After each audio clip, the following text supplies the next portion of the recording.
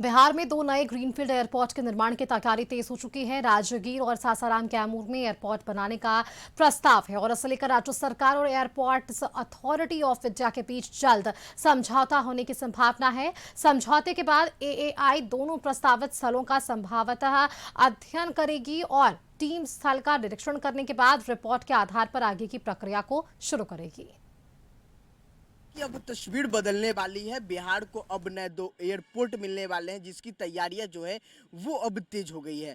ऐसे में देखिए, ग्रीनफील्ड एयरपोर्ट जो बनाने की जो तैयारी है वो तेज हो गई है, जिसमें राजगीर और सासाराम कैमूर में ग्रीनफील्ड एयरपोर्ट बनाने का जो प्रस्ताव है वो दिया गया। ऐसे में इन दोनों परियोजनाओं को लेकर के राज्य सरकार और एयरपोर्ट अथॉरिटी ऑफ इंडिया यानी एएआई के बीच जल्द समझौता होने की जो संभावना है वो जताई गई है और समझौता के बाद एएआई दोनों प्रस्तावित स्थलों का संभवतः अध्ययन कराएंगे और एएआई की टीम राजगीर और सासाराम कैमूर में प्रस्तावित जगहों का जो निरीक्षण है वो करेगी। इसके बाद संभवतः अध्ययन की जो रिपोर्ट है वो तैयार की जाएगी और रिपोर्ट के आधार पर एयरपोर्ट निर्माण की आगे की जो प्रक्रिया है वो शुरू हो जाएगी। ऐसे में राजगीर में एयरपोर्ट बनाने से जो क्षेत्र में पर्यटन को बढ़ावा भी मिलेगा और इससे राजगीर और आसपास के प्रमुख पर्यटन स्थलों पर पहुंचना भी अब लोगों के लिए आसान हो जाएगा। ऐसे में वही सासाराम की बात की जाए, सासाराम कैमूर में एयरपोर्ट बनने से